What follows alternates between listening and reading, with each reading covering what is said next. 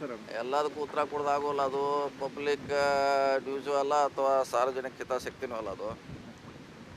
ಅದು ಆ ಇಲಾಖೆಗೆ ಸಂಬಂಧಪಟ್ಟ ವಿಷಯ. ಅದು ಏನು ದೊಡ್ಡ ರಾಜ್ಯದ ಜೊತೆ ಚರ್ಚೆ ಮಾಡುವಂಥದ್ದು ಅವಶ್ಯಕತೆ ಇಲ್ಲ ರೀ. ಅಂದ್ರೆ ಈಗ ನನಗೆ ಊಟ ಸರಿ ಆಗ್ತಿಲ್ಲ ಹಿಂಗೆಲ್ಲ ಅಪ್ಲಿಕೇಶನ್ ಹಾಕಿದ್ದಾರೆ ಸರ್ ಅದೇ ಹೊರಗೆ. ಅದೇನಾದರೂ ಕೋರ್ಟ್ ಇದೆ, ಅವರು ಸರ್ ಒಬ್ಬ ಅಪರಾಧಿಗೆ ಈ ರೀತಿ ಸಿಗರೇಟ್ ಸಿಗತ್ತೆ, ಕಾಫಿ ಅದು ಸಿಗತ್ತೆ. ಏನಿದ್ರು ಕೂಡ ಸಾರ್ವಜನಿಕ ಚರ್ಚೆ ವಿಷಯ ಅಲ್ಲವೇ ಅಲ್ಲರದು. ಸಾರ್ವಜನಿಕ ಚರ್ಚೆ ವಿಷಯ ಅಲ್ಲ, ಅದ್ರ ಬಗ್ಗೆ ಮಾತು ಕೊಡೋದು ಅವಶ್ಯಕತೆ ಇಲ್ಲ. ಅವ್ರ ಇಲಾಖೆ ಇದೆ, ಇರಲಿಲ್ಲ. ಅಲ್ಲ ಈ ರೀತಿ ಒಬ್ಬ ನಟ ಇಷ್ಟೆಲ್ಲ ಸವಲತ್ತುಗಳನ್ನು ತಗೋತಿದ್ರು ಹೆಂಗೆ ಸರ್? ಅಂದ್ರೆ ಜೈಲುಗಳು ಇರೋದೇ ಪರಿವರ್ತನೆ ಆಗೋ ಸಲುವಾಗಿ. ಅದನ್ನು ಆ ಇಲಾಖೆ ಸಂಬಂಧಪಟ್ಟ ಮಂತ್ರಿಗಳಿದ್ದಾರೆ, ಅಧಿಕಾರಿಗಳಿದ್ದಾರೆ, ಅದಕ್ಕೆ ಹೇಳಬೇಕಾಗುತ್ತೆ. ಯಾಕಂದ್ರೆ ಅವ್ರದ್ದು ಏನು ನಮಗೆ ಗೊತ್ತಿಲ್ಲ ಅದ್ರ ಬಗ್ಗೆ. ಆ ಇಲಾಖೆಯವರು ಸ್ಪಷ್ಟೀಕರಣ ಕೊಟ್ಟರೆ ಒಳ್ಳೇದಿರ್ತದೆ ಅದು. ಅಂದ್ರೆ ಈಗ ಅವರೇ ಏನು ದರ್ಶನ್ ಅವ್ರ ಅಪ್ಲಿಕೇಶನ್ ಹಾಕ್ತಾರೆ ಸರ್ ಕೋರ್ಟಿಗೆ? ಇಲ್ಲ ಸಾರಿ, ಅದನ್ನೇನು ಹೇಳಿದ್ರು ನೀವು ಅವ್ರ ಇಲಾಖಾ ಮಂತ್ರಿ ಅಥವಾ ಅಧಿಕಾರಿ ಹೇಳಿಕೆ ಆದ್ರೆ ಅದಕ್ಕೆ ಮಹತ್ವ ಹೆಚ್ಚಿರ್ತದೆ. ಯಾಕಂದ್ರೆ ಅವ್ರಿಗೆ ಹೆಚ್ಚು ಐಡಿಯಾ ಇರ್ತದೆ. ಪೊಲಿಟಿಕಲ್ ಸರ್ ಸಿಎಂ ಬರ್ತಿದ್ದಾರೆ ಸರ್ ಮತ್ತೆ 20 ಜನದ ಅವಧಿಯಲ್ಲಿ 2ನೇ ಬಾರಿಗೆ ಗೋಕಾಕ್ ಅದು 6 ತಿಂಗಳಿಂದ 3 ತಿಂಗಳ ಅನಾವರಣ ಬಗ್ಗೆ ಹೋಗ್ತಾ ಇತ್ತು. ಇಲೆಕ್ಷನ್ ಬಿಫೋರ ಬರಬೇಕಾಗಿತ್ತು.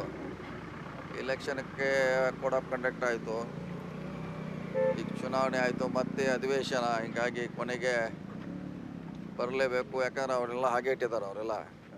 ಹೀಗಾಗಿ ಬರ್ತಿದ್ದಾರೆ. ಇದಕ್ಕೂ ಅದಕ್ಕೇನು ಸಂಬಂಧ ಇಲ್ಲ. ಇದು ಭಾಳ ದಿನಗಳಿಂದ ಬರಬೇಕಾಗಿದ್ರೆ ಮತ್ತು ಅದು ಉದ್ಘಾಟನೆಗೆ ಬರ್ತಾ ಇದೆ. ಸರಿ, ಕಾಂಗ್ರೆಸ್ ಶಾಸಕರನ್ನ ಸೆಳೀತಾ ಇದ್ದಾರೆ. 100 ಕೋಟಿ ರೂಪಾಯಿ ಆಫರ್ ಏನು ಆಫರ್ ಮಾಡ್ತಾ ಇದ್ದಾರೆ ಅದ್ರ ಬಗ್ಗೆ ನಮಗೆ ಗೊತ್ತಿಲ್ಲ. ಅದು ಸ್ವಾಭಾವಿಕವಾಗಿ ಇದ್ದೇ ಇರೋದು, ಅದೇನು ಪ್ರಶ್ನೆ ಅಲ್ಲ. ಸಿದ್ದರಾಮಯ್ಯ ಅವ್ರನ್ನ ಪಕ್ಕದಲ್ಲಿ ಕಟ್ಟಿ ಹಾಕಿದ್ದಾರೆ ಅನ್ನೋ ಒಂದು ಚರ್ಚೆ ಕೂಡ ಇರುವಂಥದ್ದು. ಈಗಾಗಿದೆ, ಕ್ಲಿಯರ್ ಆಗಿದ್ರಲ್ಲ, ಯಾರು ಕಟ್ಟಿ ಹಾಕುವಂಥ ಪ್ರಶ್ನೆ ಇಲ್ಲ ರೀ. ಎಲ್ಲರೂ ಅವ್ರ ಪರವಾಗಿದ್ದಾರೆ.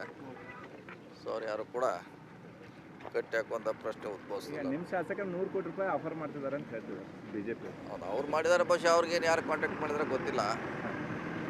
ಸೊ ಅವ್ರೇನೋ ಹೇಳಿಕೆ ಕೊಟ್ಟಾರೆ ನಿನ್ನ ಶಾಸಕರು. ಅದೇ ಕೇಳೋದೇನು, ಅದೆಲ್ಲ ಅವ್ರನ್ನ ಜೈಲ್ನಾಗ ಅವ್ರನ್ನ ಕೇಳೋದಿಲ್ಲ.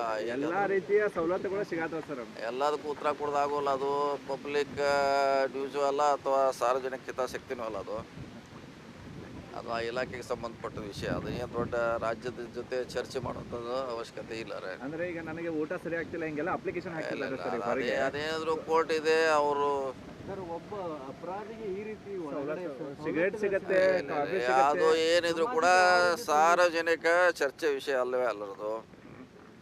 ಸಾರ್ವಜನಿಕ ಚರ್ಚೆ ವಿಷಯ ಅಲ್ಲ, ಅದ್ರ ಬಗ್ಗೆ ಮಾತು ಕೊಡೋದು ಅವಶ್ಯಕತೆ ಇಲ್ಲ. ಅವ್ರ ಇಲಾಖೆ ಇದೆ, ಇರಲಿಲ್ಲ.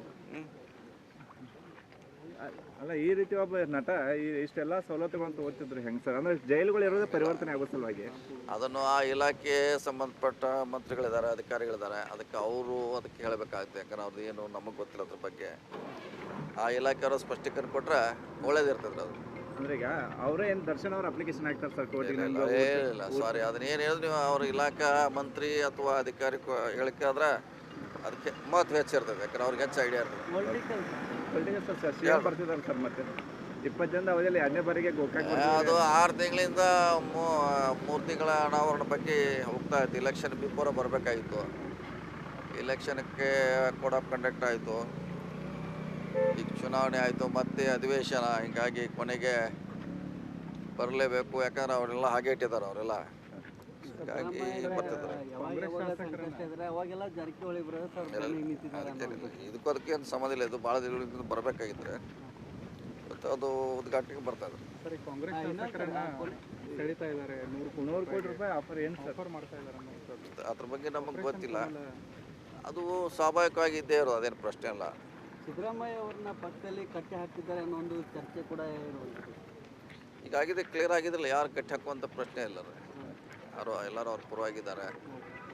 ಸೊ ಅವ್ರು ಯಾರು ಕೂಡ ಕಟ್ಟಿ ಹಾಕುವಂಥ ಪ್ರಶ್ನೆ ಉದ್ಭವಿಸಿಲ್ಲ. ನಿಮ್ಮ ಶಾಸಕ 100 ಕೋಟಿ ರೂಪಾಯಿ ಆಫರ್ ಮಾಡ್ತಿದ್ದಾರೆ ಅಂತ ಹೇಳ್ತಿದ್ದಾರೆ ಬಿಜೆಪಿ. ಹೌದು, ಅವ್ರು ಮಾಡಿದ್ದಾರೆ. ಬಹುಶಃ ಅವ್ರಿಗೇನು ಯಾರು ಕಾಂಟ್ಯಾಕ್ಟ್ ಮಾಡಿದ್ರೆ ಗೊತ್ತಿಲ್ಲ. ಸೊ ಅವ್ರೇನೋ ಹೇಳಿಕೆ ಕೊಟ್ಟಾರೆ ನಿನ್ನ ಶಾಸಕರು.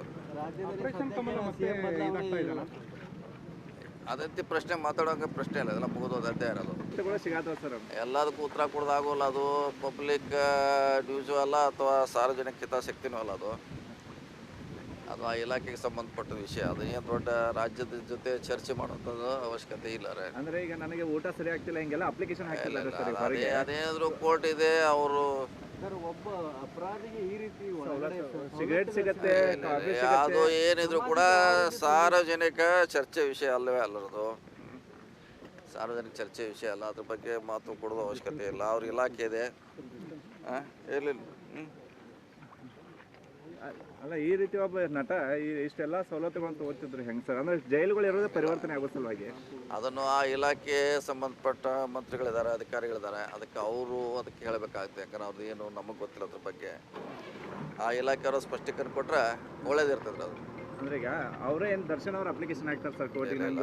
ಇಲ್ಲ ಸಾರಿ, ಅದನ್ನ ಏನು ಹೇಳಿದ್ರು ನೀವು ಅವ್ರ ಇಲಾಖಾ ಮಂತ್ರಿ ಅಥವಾ ಅಧಿಕಾರಿ ಹೇಳಿಕೆ ಆದ್ರೆ ಅದಕ್ಕೆ ಮಹತ್ವ ಹೆಚ್ಚಿರ್ತದೆ. ಯಾಕಂದ್ರೆ ಅವ್ರಿಗೆ ಹೆಚ್ಚು ಐಡಿಯಾ ಇರ್ತದೆ.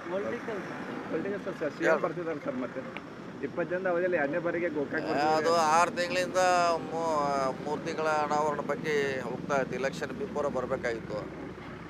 ಇಲೆಕ್ಷನ್ಗೆ ಕೋಡ್ ಆಫ್ ಕಂಡಕ್ಟ್ ಆಯಿತು, ಈಗ ಚುನಾವಣೆ ಆಯಿತು, ಮತ್ತೆ ಅಧಿವೇಶನ. ಹೀಗಾಗಿ ಕೊನೆಗೆ ಬರಲೇಬೇಕು. ಯಾಕಂದ್ರೆ ಅವರೆಲ್ಲ ಹಾಗೆ ಇಟ್ಟಿದ್ದಾರೆ, ಅವರೆಲ್ಲ ಹೀಗಾಗಿ ಬರ್ತಿದ್ದಾರೆ.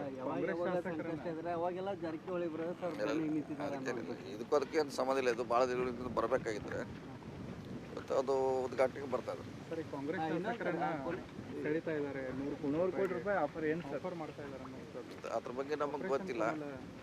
ಅದು ಸ್ವಾಭಾವಿಕವಾಗಿ ಇದ್ದೇ ಇರೋದು, ಅದೇನು ಪ್ರಶ್ನೆ ಅಲ್ಲ. ಸಿದ್ದರಾಮಯ್ಯ ಅವ್ರನ್ನ ಪಕ್ಕದಲ್ಲಿ ಕಟ್ಟಿ ಹಾಕಿದ್ದಾರೆ ಅನ್ನೋ ಒಂದು ಚರ್ಚೆ ಕೂಡ ಈಗಾಗಿದೆ, ಕ್ಲಿಯರ್ ಆಗಿದ್ರಲ್ಲ, ಯಾರು ಕಟ್ಟಿ ಹಾಕುವಂಥ ಪ್ರಶ್ನೆ ಇಲ್ಲ. ಎಲ್ಲರೂ ಅವ್ರ ಪರವಾಗಿದ್ದಾರೆ. ಸೊ ಅವ್ರು ಯಾರು ಕೂಡ ಕಟ್ಟಿ ಹಾಕುವಂಥ ಪ್ರಶ್ನೆ ಉದ್ಭವಿಸಿಲ್ಲ. ನಿಮ್ಮ ಶಾಸಕರು 100 ಕೋಟಿ ರೂಪಾಯಿ ಆಫರ್ ಮಾಡ್ತಿದ್ದಾರೆ ಅಂತ ಹೇಳ್ತಿದ್ದಾರೆ ಬಿಜೆಪಿ. ಹೌದು, ಅವ್ರು ಮಾಡಿದ್ದಾರೆ. ಬಹುಶಃ ಅವ್ರಿಗೇನು ಯಾರು ಕಾಂಟ್ಯಾಕ್ಟ್ ಮಾಡಿದ್ರೆ ಗೊತ್ತಿಲ್ಲ. ಸೊ ಅವ್ರೇನೋ ಹೇಳಿಕೆ ಕೊಟ್ಟಾರೆ ನಿನ್ನೊಬ್ಬ ಶಾಸಕರು. ಈಗ ತಮಗೊಂದು ಫೋಟೋನ ನೋಡಿದ್ರಿ ತಾವು.